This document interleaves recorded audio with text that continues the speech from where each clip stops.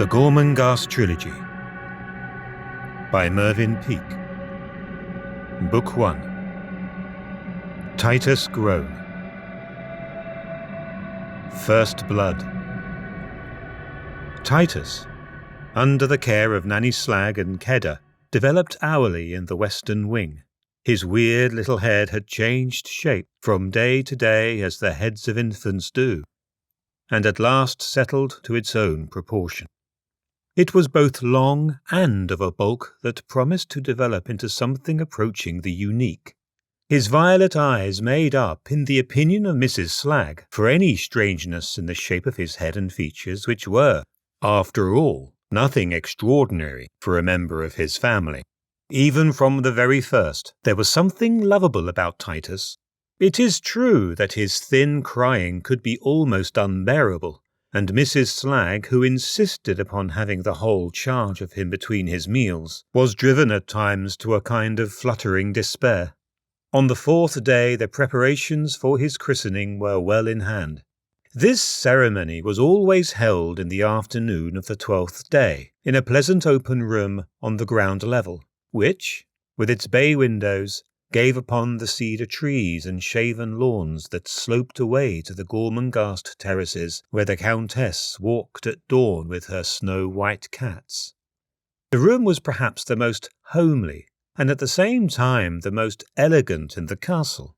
There were no shadows lurking in the corners. The whole feeling was of quiet and pleasing distinction, and when the afternoon sun lit up the lawns beyond the bay windows into a green-gold carpet, the room with its cooler tints became a place to linger in. It was seldom used.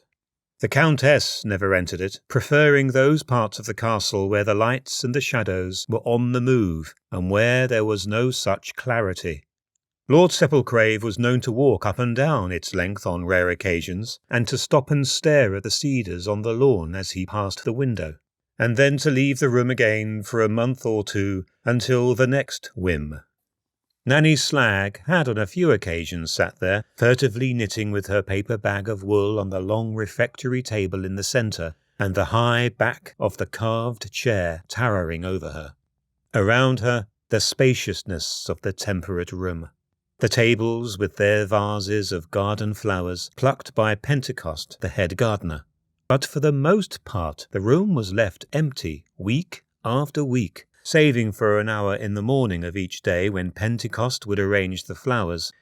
Deserted as the room was, Pentecost would never permit a day to pass in which he had not changed the water in the vases and refilled them again with taste and artistry, for he had been born in the mud huts, and had, in his marrow, the love and understanding of colour that was the hallmark of the bright carvers.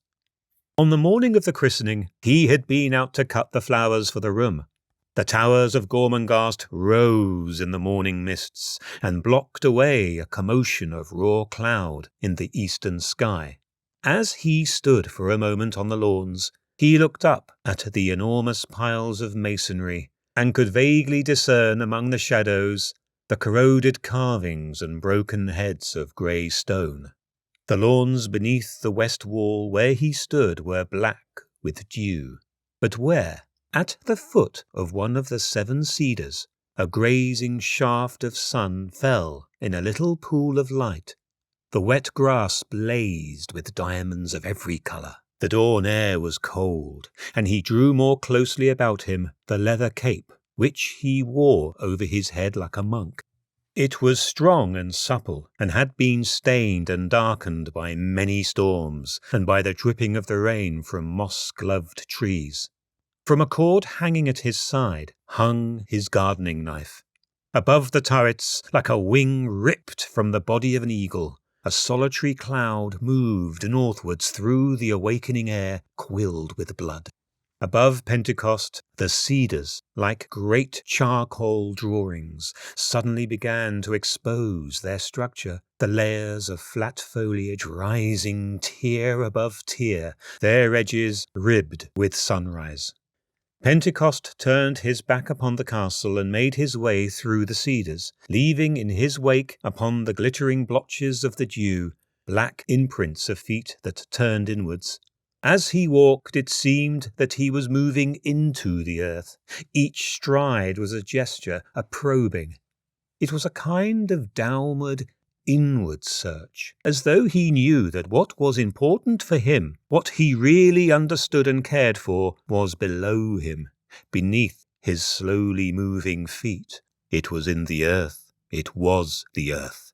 Pentecost, with his leather cowl, was not of impressive dimensions, and his walk, although filled with meaning, had nevertheless something ridiculous about it. His legs were too short in proportion to his body, but his head, ancient and lined, was nobly formed and majestic, with its big-boned, wrinkled brow and straight nose. Of flowers he had a knowledge beyond that of the botanist or the artist, being moved by the growth rather than the fulfillment, the organic surge that found its climax in the gold or the blue rather than in the colours, the patterns, or anything visible. As the mother who would not love the child the less were its face to be mutilated, so was he with flowers. To all growing things he brought his knowledge and love, but to the apple tree he gave himself up wholly. Upon the northern slope of a low hill that dropped gradually to a stream, his orchard trees arose clearly, each one, to Pentecost, a personality in its own right. On August days, Fuchsia from her window in the attic could see him far below, standing at times upon a short ladder, and sometimes, when the boughs were low enough, upon the grass, his long body and little legs foreshortened, and his cowl over his fine head hiding his features. And diminutive as he appeared from that immense height, she could make out that he was polishing the apples into a mirror-like gloss as they hung from the boughs, bending forward to breathe upon them, and then with silk cloth rubbing them until he could see the glint upon their crimson skins, even from the height of her eyrie in the shadowy loft. Then he would move away from the tree that he had burnished and pace around it slowly, enjoying the varied groupings of its apples and the twisted stem of the supporting bowl.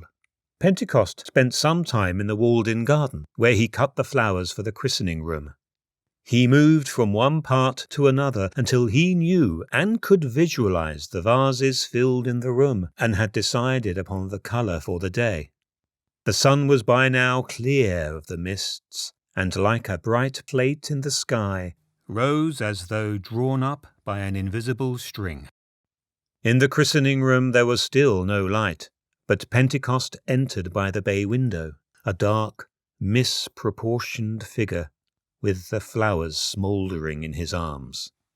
Meanwhile, the castle was neither awake or awakened. Lord Sepulcrave was having his breakfast with sourdust in the refectory. Mrs. Slagg was pushing and prodding at a heap of blankets beneath which Fuchsia lay curled up in darkness. Swelter was having a glass of wine in bed, which one of the apprentices had brought him, and was only half awake, his huge bulk wrinkled in upon itself in a ghastly manner. Flay was muttering to himself as he walked up and down an endless grey passage, his knee-joints, like a clock, ticking off his every step. Rotcod was dusting the third of the carvings, and sending up little clouds with his feet as he moved, and Dr. Prunesqualler was singing to himself in the morning bath. The walls of the bathroom were hung with anatomical diagrams painted on long scrolls. Even in his bath he was wearing his glasses, and as he peered over the side to recover a piece of scented soap, he sang to his external oblique as though it were his love. Steerpike was looking at himself in a mirror and examining an insipid moustache, and Kedda, in her room in the northern wing, was watching the sunlight as it moved across the twisted woods. Lord Titus Groan, innocent that the breaking day heralded the hour of his christening, was fast asleep. His head was lolling over to one side, and his face was nearly obscured by the pillow, one of his little fists rammed in his mouth. He wore a yellow silk nightdress covered with blue stars, and the light through the half-drawn blinds crept over his face.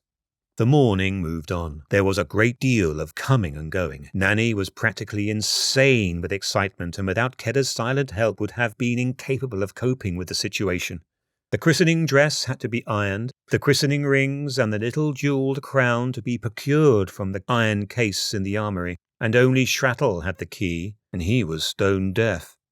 The bath and dressing of Titus had to be especially perfect, and with everything to do, the hours slipped away all too quickly for Mrs. Slag, and it was 2 o'clock in the afternoon before she knew where she was. Kedda had found Shrattle at last, and had persuaded him by ingenious signs that there was a christening that afternoon, and that the crown was necessary, and that she would return it as soon as the ceremony was over, and had in fact smoothed over or solved all the difficulties that made Nanny Slag wring her hands together and shake her old head in despair. The afternoon was perfect. The great cedars basked magnificently in the still air. The lawns had been cut, and were like dull emerald glass. The carvings upon the walls that had been engulfed in the night and had faltered through the dawn were now chiselled and free in the brightness. The christening room itself looked cool and clear and unperturbed. With space and dignity it awaited the entrance of the characters. The flowers in their vases were incredibly gracious. Pentecost had chosen lavender as the dominant note for the room, but here and there a white flower spoke coolly to a white flower across the green carpet spaces, and one gold orchid was echoed by another. Great activity might have been observed in many of the rooms of Gormenghast as the hour of 3 approached, but the cool room waited in a serene silence. The only life in the room lay in the throats of the flowers. Suddenly the door opened and Flay came in. He was wearing his long, black, moth-eaten suit. But there had been some attempt on his part at getting rid of the major stains and clipping the more ragged edges of cuff and trouser into straight, raw lines. Over and above these improvements he wore around his neck a heavy chain of brass. In one hand he balanced, on a tray, a bowl of water. The negative dignity of the room threw him out in relief as a positive scarecrow. Of this he was quite unconscious. He had been helping to dress Lord Sepulcrave, and had made a rapid journey with the christening bowl as his lordship stood polishing his nails at the window of his bedroom. His toilet completed, the filling of the bowl and placing it on the central table in the cool room was his only duty, until the actual ceremony took place. Putting the bowl down unceremoniously on the table, he scratched the back of his head and then drove his hands deep into his trouser pockets. It was some time since he was last in the cool room. It was not a room that he cared for. To his mind, it was not a part of Gormenghast at all. With a gesture of defiance, he shot his chin forward like a piece of machinery and began to pace around the room, glancing malevolently at the flowers, when he heard a voice beyond the door. A thick, murderously unctuous voice. Whoa back there! Whoa back there! Watch your feet, me little rat's eyes! To the side! To the side! Or I'll fillet you! Stand still! Stand still! Merciful flesh that I should have to deal with puts! The doorknob moved, and then the door began to open, and Flay's physical opposite began to appear around the opening. For some time, so it seemed to Flay, taut areas of cloth evolved in a great arc, and then at last above them a head around the panels, and the eyes embedded in that head concentrated their gaze upon Mr. Flay. Flay stiffened. If it is possible for something already as stiff as a piece of teak to stiffen still further, and he lowered his head to the level of his clavicles and brought his shoulders up like a vulture. His arms were absolutely straight from the high shoulders to where the fists were clenched in the trouser pockets. Swelter, as soon as he saw who it was, stopped dead, and across his face little billows of flesh ran swiftly here and there until, as though they had determined to adhere to the same impulse, they swept up into both oceans of soft cheek, leaving between them a vacuum, a gaping segment like a slice cut from a melon. It was horrible. It was as though nature had lost control, as though the smile, as a concept, as a manifestation of pleasure, had been a mistake, for here on the face of Swelter the idea had been abused. A voice came out of the face. "Well, well, well," it said. "May I be boiled to a frazzle if it isn't Mr. Flea. The one and only Flea. Well, well, well. Here before me in the cool room. Dive through the keyhole, I do believe. Oh, my adorable lights and liver, if it isn't Mr. Flea himself." The line of Mr. Flay's mouth, always thin and hard, became even thinner, as though scored with a needle. His eyes looked up and down the white mountain, crowned with its snowy, high cloth hat of office, for even the slovenly Swelter had dressed himself up for the occasion. Although Mr. Flay had avoided the cook whenever possible, an occasional incidental meeting such as today's was unavoidable. And from their chance meeting in the past, Mr. Flay had learned that the huge house of flesh before him, whatever its faults, had certainly a gift for sarcasm beyond the limits of his own taciturn nature. It had therefore been Mr. Flay's practice, whenever possible, to ignore the chef as one ignores a cesspool by the side of a road. And although his pride was wounded by Swelter's mispronunciation of his name and the reference to his thinness, Flay held his spiky passions in control, merely striding to the doorway after his examination of the other's bulk, and spitting out of the bay window as though to clear his whole system of something noxious. Silent though he had learned by experience to be, each galling word from Swelter did not fail to add to the growing core of hatred that burned beneath his ribs. Swelter, as Mr. Flay spat, had leaned back in his traces, as though in mock alarm, his head folded back on his shoulders, and with an expression of comic concentration had gazed alternately at Mr. Flay, and then out of the window several times. "Well, well, well," he said in his most provoking voice that seemed to seep out of dough. "Well, well, well. Your accomplishments will never end. Baste me, never. One lives and learns.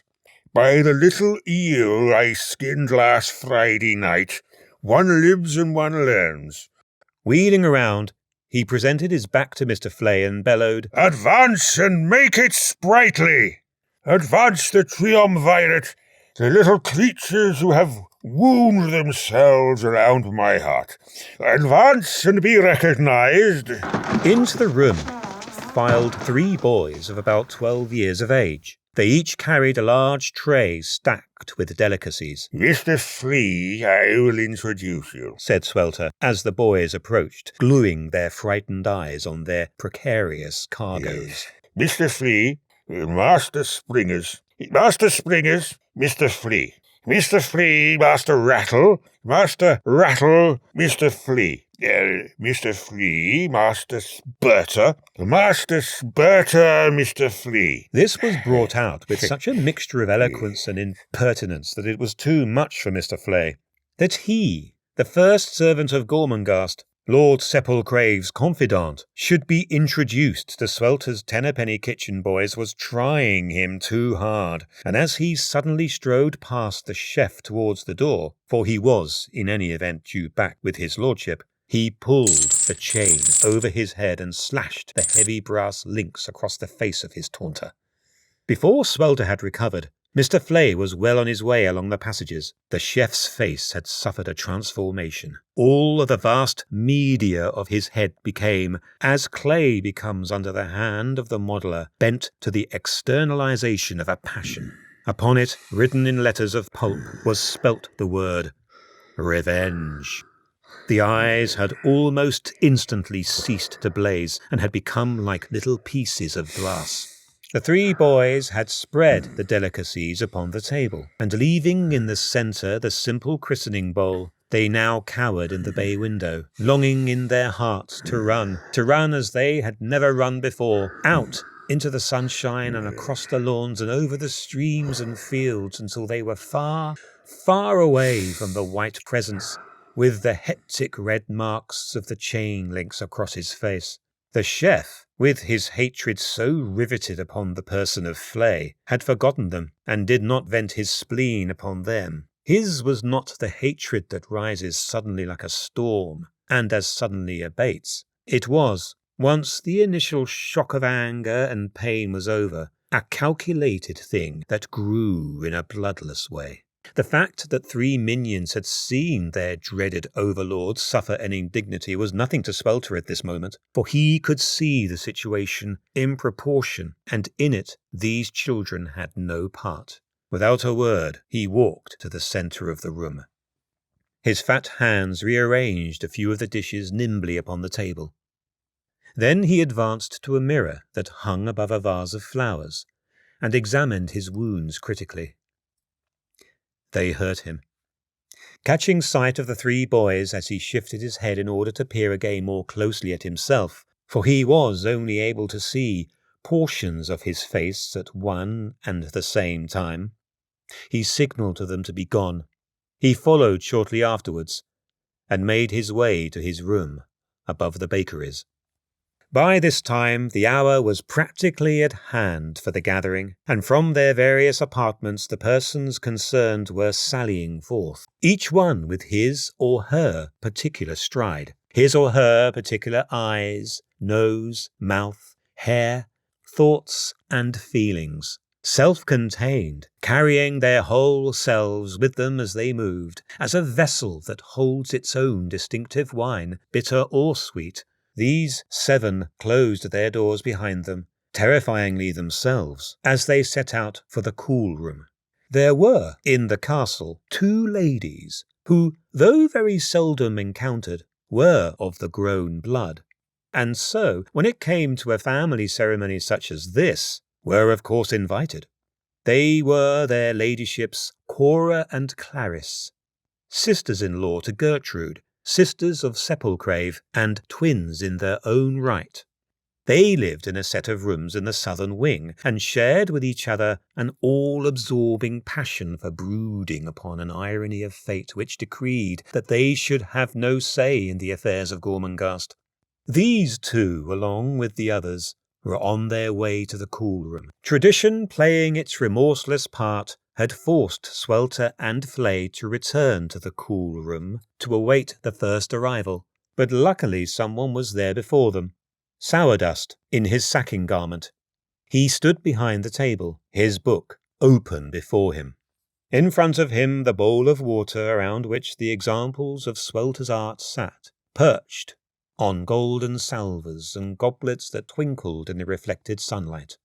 Swelter, who had managed to conceal the welts of his face by an admixture of flour and white honey, took up his place to the left of the ancient librarian, over whom he towered as a galleon above a tooth of rock. Around his neck he also wore a ceremonial chain similar to that of Flay, who appeared a few moments later. He stalked across the room without glancing at the chef, and stood open at the other side of Sourdust, balancing from the artist's point of view, if not the rationalist's, the components of the picture. All was ready. The participants in the ceremony would be arriving one by one, the less important entering first, until the penultimate entrance of the Countess harbingered a necessary piece of walking furniture, Nanny Slag, who would be carrying in her arms a shawl full of destiny, the future of the bloodline, a tiny weight that was Gormenghast, a groan of the strict lineage, Titus, the 77th.